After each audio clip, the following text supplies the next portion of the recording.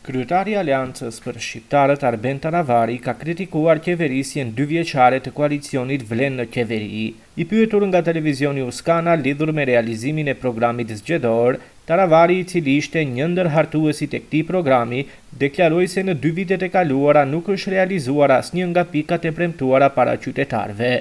Dëgjoni, komplet ngjarja ishte vërtet them kështu pesimiste, një pik le ta tregoj, vetëm një pik prej asaj që e kemi shkruar së bashku 2024, që kemi përgatit afër 10-15 veta përfaqësues të gjitha partive politike të Vlenit, një pik që është realizuar, unë ju them ju lumt. Por e di se asgjë prej asaj që është premtuar, përfaqësimi e ligji për përfaqësim të drejtë adekuat nuk është ajo që duhet të jetë. Fatkeqësisht është një mutacion politik që do ta qajnë shqiptarët edhe do duhet me siguri 1 dekadë apo më shumë për ta ndryshuar atë ligj. Për pjesëmarrjen e drejtë edhe mund të jetë për meritokraci, për adekuat asesi nuk i plotëson normat. Edhe mos flasim për ligjin për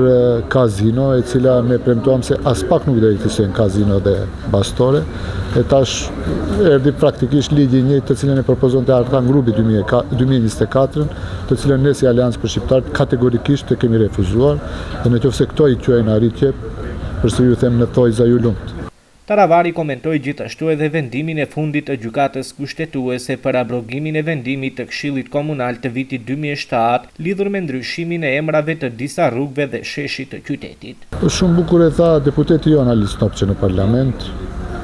i tha kryeministrit se ai personalisht duhet të angazhohet për dejugosllavanizimin e them kështu institucioneve, emrimit të institucioneve, praktikisht ai duhet ta merrë si iniciativë të thirrën kryetarët e komunave dhe të inkurajon që të vendosin emra edhe shqiptar edhe Maqedonas që i përkojnë kohës aktuale, jo të historisë e cila më është kështu një e kaluar, mund të them edhe e zymt edhe për Maqedonasit edhe për shqiptarë. Kështu që uroj që kjo të ndodhë sa më shpejt, sepse vërtet popullata ka nevojë që emrimi i rrugëve të jetë ose me numra ose me personalitete të cilët janë të rëndësishëm edhe për Maqedonasit edhe për shqiptar, po edhe për etnitë tjerë që jetojnë në Maqedoni.